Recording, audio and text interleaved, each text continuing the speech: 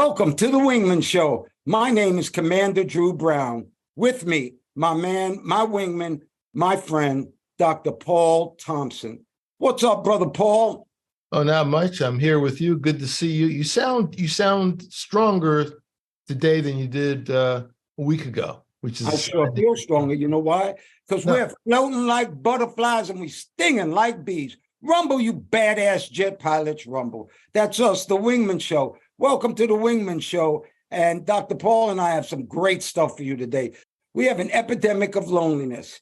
And last week when we spoke, Dr. Paul, I told you that one of the keys in being happy is having a good friend or not being by yourself. Well, we just got a report that, guess what? Loneliness is as bad as cigarettes. People who are alone have health problems. It's just like smoking cigarettes. Some of the health risks associated with loneliness is depression, anxiety, heart problems. Loneliness is a big problem. And, you know, I like being by myself. I'm an only child. And so sometimes I really do like being by myself. But that's not how we're supposed to live.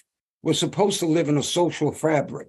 My family is very important to me. My friendship with you is very important. And if you are lonely, do something about it. Dr. Paul, talk to me about loneliness, Dr. Paul. It's interesting you bring that up because that was a hot topic around here the last few days with people we know. Saw the Surgeon General's article. An interesting thing about it, he cited the things you just mentioned, but he said in the article, he has it himself, which is very interesting. Since the post-pandemic, the pandemic ended, there are a lot of people who are still in that kind of pre-pandemic isolated mode. And this is where I see the problems, even with some personal associates who happen to be alone, are of about the same age, and don't have as many social interactions or chances for that social interaction for one reason or another. And it's doubly important for you to get out and do something and see something, even if it's just for a moment. Get out of yourself.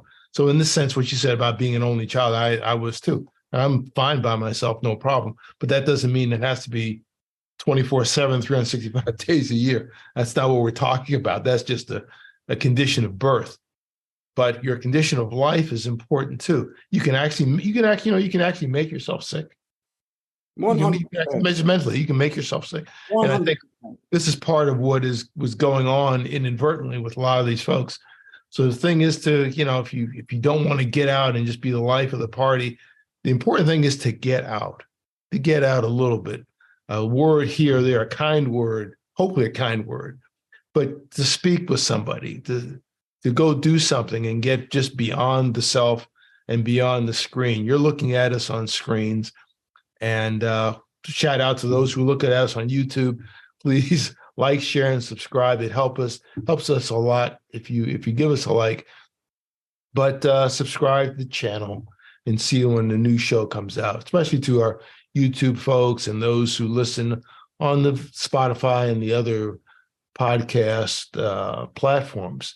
Please Dr. Paul, sometimes we put ourselves in this position. Like as when we were younger, we would tell people, leave us alone. Just don't bother me. Come on, I'd rather be by myself. And guess what happens? After a while, they leave you alone. So you can put yourself in a position of loneliness by not being so nice to people. I remember we talked about it. The answer to world peace is just being nice to somebody. And we spoke about it last time. Get out into nature. Go take a walk. Take a bus ride, take a train ride. You will meet people. This is something natural. But also, no matter what happened yesterday, today, you be the CEO of your health. Like you were saying, you can make yourself sick. Hell yes, you can make yourself sick. But you can also make yourself better, can't you, Dr. Paul? Yes, you can. Yeah, positive thoughts, deep breathing, get out into some sunshine, put those things together. And something else for those who are middle-aged or above, senior citizens, if you're over 40 or so, be very, very careful. Don't push people away, because it's very easy to become the angry old man, angry old woman that people, younger people, everybody will start to avoid. What happens, Dr. Paul, is you only want your way or the highway. And that's what really happens. Your way or the highway, and people get on that highway and they don't come back. They don't come back. All right. All right, Dr. Paul. We're sponsored by Magic Mind. And if you're interested in Magic Mind, just go to magicmind.co. That's magicmind.co. And for 40% off, you can put in the code Wingman. Just put in the code Wingman. And this Magic Mind that we use, it takes away our stress, but it makes me more productive. And that's what I like. I like to get things done. And that's what this Magic Mind does for me. I think you like it too, Dr. Paul. We take it all. I do. The Magic Mind tastes great. It works well. And strange stuff, believe it or not, yesterday, a friend of mine called. He's also a friend of the show. And he got his package. I guess he got it at the beginning of the week. And he's done it. He said he likes it and it's working for him. This was less than 24 hours ago.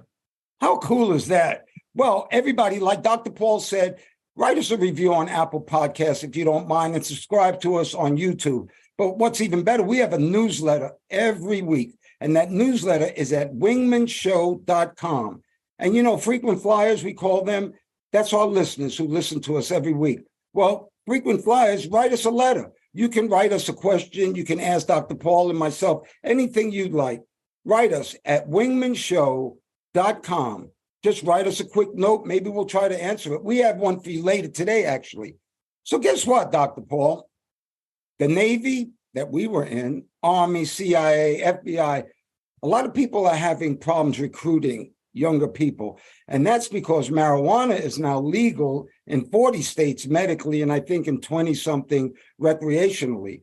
So what's happening is these parameters that the CIA used to have, and the FBI and the Army and the Navy, they're not working anymore. They're just not working. In order to get some good recruits, they had to lessen their restrictions. So before, you could not use marijuana or any of these street drugs ever.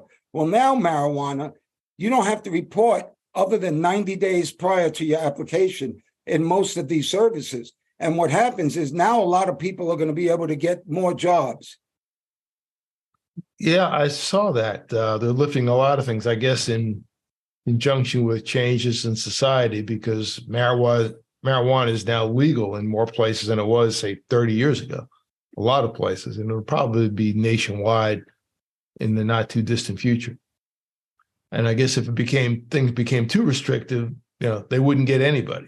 It's unfortunate. No, remember you were telling me about how we can't find qualified people. It looks kind of like people don't want to work, and it takes a lot to want to work and be good at something, and it takes time. Yeah, something that I'd been told by some physicians and even some engineers is that one of the reasons that you see a lot of foreign nationals involved in, I'd say, upper professions in the United States is their words that a lot of Americans don't want to be stressed anymore. And they're not going into engineering. They're not going into medicine like they used to. They'd rather get into finance or something less stressful, which I thought was, fascinating. And I'd heard that from an engineering professor about 15 years ago, made that statement. So people are stressed at all levels. But you know what? People are trying to take the easy way out. And I do take the easy way out, but it took me a long time to learn doing it the right way actually is the easiest way out. Actually doing what you're supposed to do, working hard at it, is usually the quickest way to success. And I'm not kidding. Usually I'd spend all my time trying to circumvent that. Well, right. As you get older, you learn more and more. Yeah. Some advice I was given by a friend one time, some very stern advice was 3 words: do the work. I think I was explaining something. Said, do the work. Did you do the work? Well, when you see athletes, when they ask them why you're good, they all say they put in the work. They put in the work. They put in the work. Every superstar I've ever met put in that work. But you've heard of Harry Belafonte, haven't you? I have, yes. My father had his record albums in the basement. Yes, Harry Belafonte actually was the first million record seller back in the 1950s, before Elvis Presley. But Harry Belafonte was a friend of my dad, and that's what kind of I didn't even know he was famous. I just used to hear Daddy talk about Harry. And I remember when Dad in 1963 did the March on Washington with Harry Belafonte. But what I've learned is that Harry Belafonte was way bigger into civil rights than he was into music. You know, he's the one who used to put up the bail for Dr. Martin Luther King. He also took out an insurance policy on his life and made his kids the beneficiary. Harry Belafonte was a hell of a man back in the 50s. You know, Ella Fitzgerald was Black and she was famous back then. Louis Armstrong was Black. He's famous back then. But nobody like Harry Belafonte when he hit the scene. And then he had problems from both Black and white people because Black people said he was too light, and that's what made him good. And white people said whatever the hell they want to say. All excuses. My point being that about 10 years ago, I was walking on the beach in St. Thomas. We lived there for 10 years. And Harry Belafonte was on the beach, and I sat down and talked to him.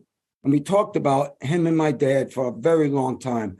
I am very, very proud to say that I met Harry Belafonte. And physically, he's deceased now. He did pass away physically. But spiritually, this man was a hell of American. Yeah, the last time I saw him, and he made a number of movies. He was very tight with Sidney Poitier. Yes, they were contemporaries in many ways. Sidney Poitier did his made his mark in movies. Harry Belafonte not so much, but he did quite a bit. But it's kind of fascinating that you said he made the bail for Martin Luther King. And remember on a previous show we talked about family of Martin Luther King paying for the hospital bill for the birth of actress Julia Roberts, paying it forward. Rather interesting, isn't it? Yes. And you know what's more interesting is that the King children actually sued Harry Belafonte, or Harry Belafonte had to sue them because he had some papers that Dr. King gave him and they wanted him back. So it's kind of ironic, but he really cared about But what he really cared about was civil rights. And, through all their hard work, people like you and I, we busted our ass in the Navy. And yes, there was racism in the Navy, but people like that made it possible for us to get our gold wings and do our Wingman show. Yes. There's everybody stands on the shoulders of someone else, whether you know it or not. No doubt about it. I love this story.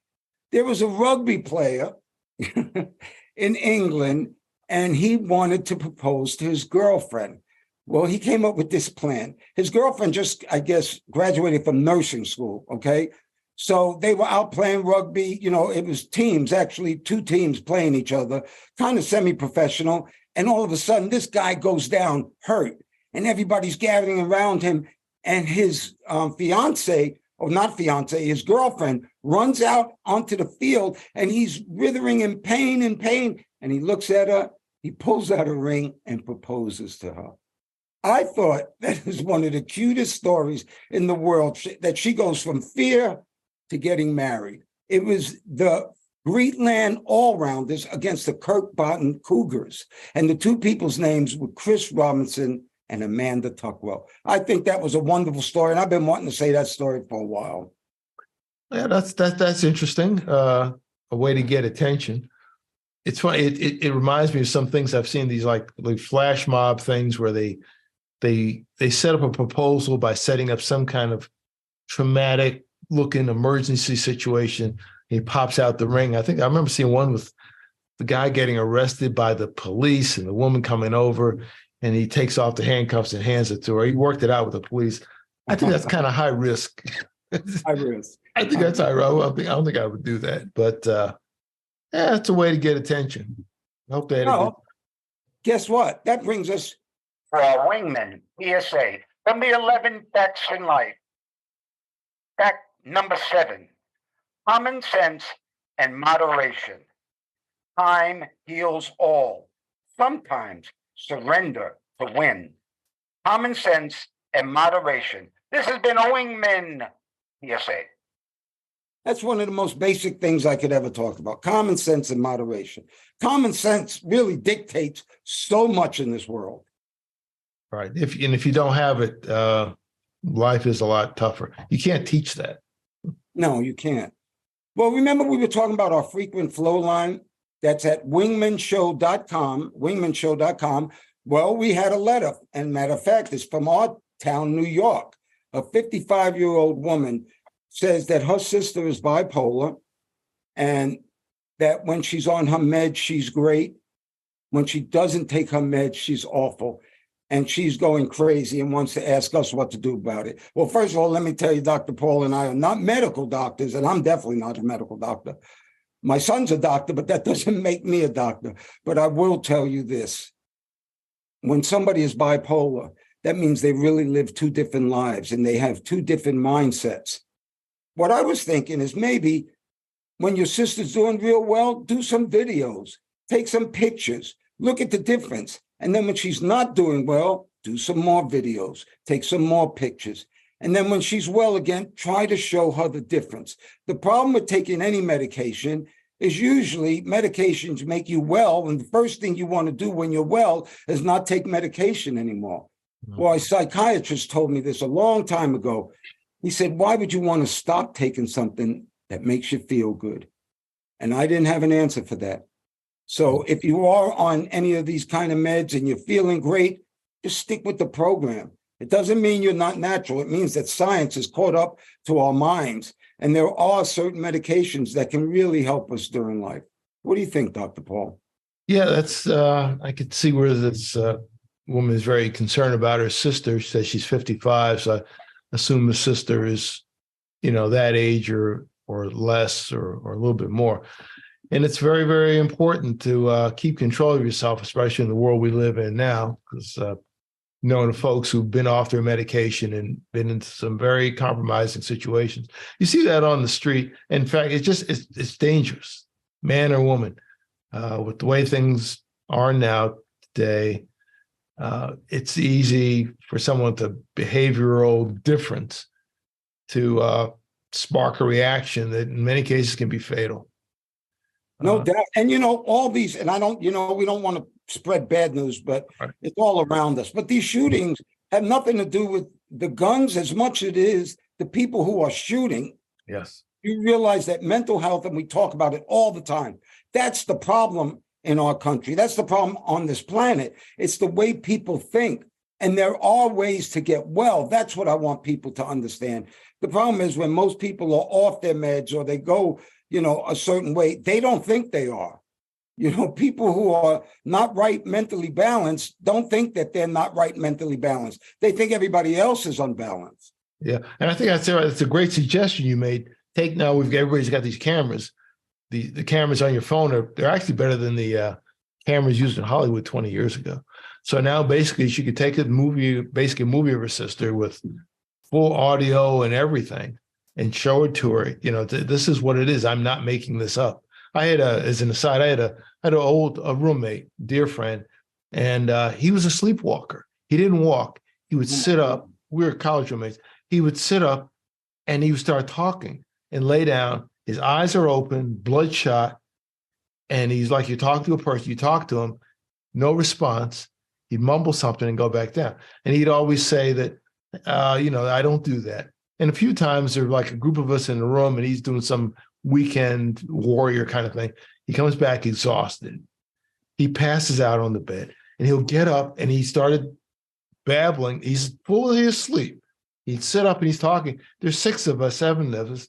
And he'd wake up and we'd tell him what he did. And he said, no, you're lying, So to him, he never knew. But if we had a video to show him, he wasn't doing anything wrong, but it was just like it's a weird behavior that you would never know because you are asleep or you're not in your right mind.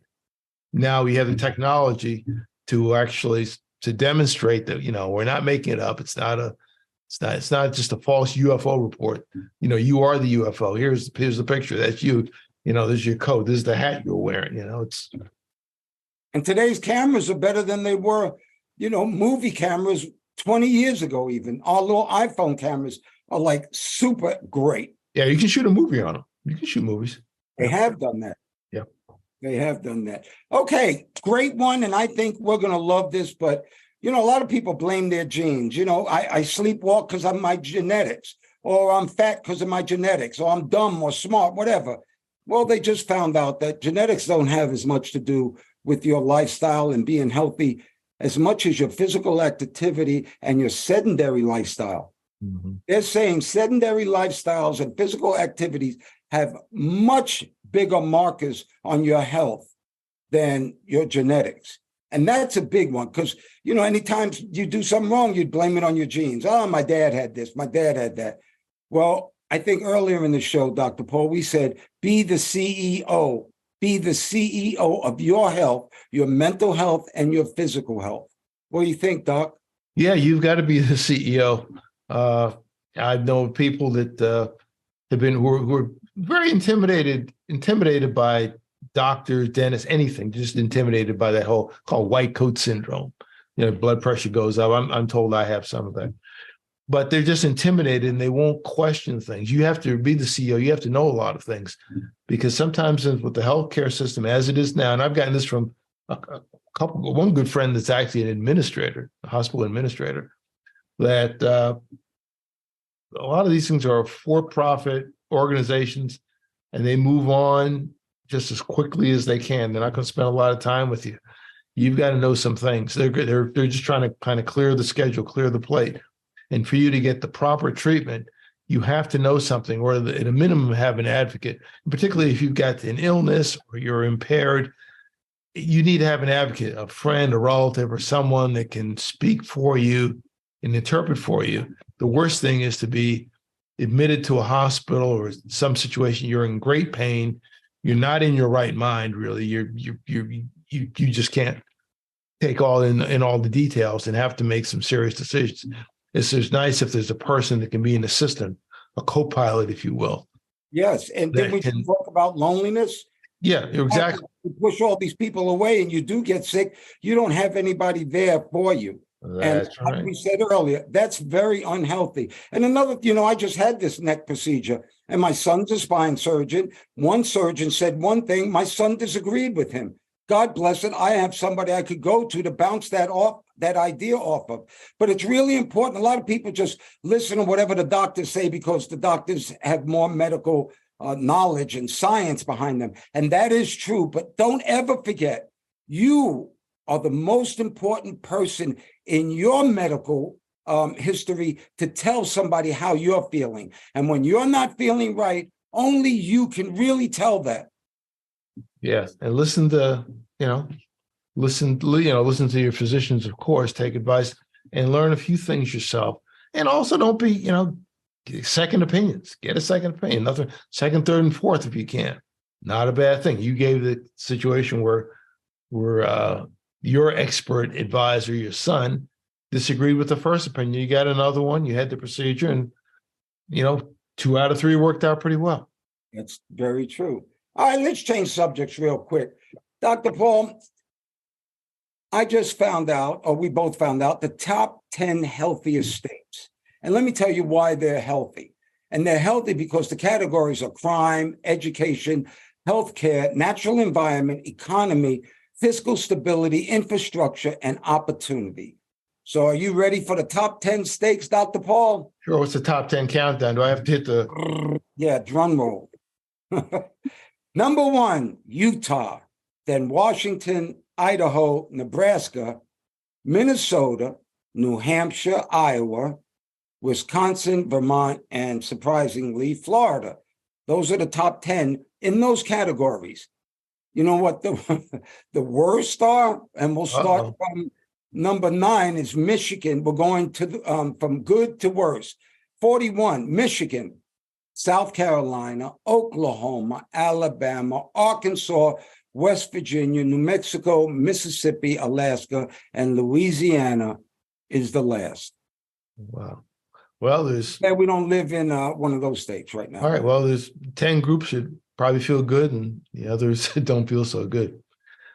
Well, but you make where you live, you make it what it is. Right. Exactly. And Utah's like number 1, but I just read it has the worst air quality. Really? Yes, it has the worst air quality of, well, not the worst, but way down on the line. That's not, crime and other factors made it. And, a lot of these states that I named don't have many people in it. I think we were looking at some of the numbers. Manhattan had more people in it than some of these big states. Right. Yeah. I mean, Queens or my section, just my section of Queens probably was more people than Vermont, maybe North Dakota. I don't know.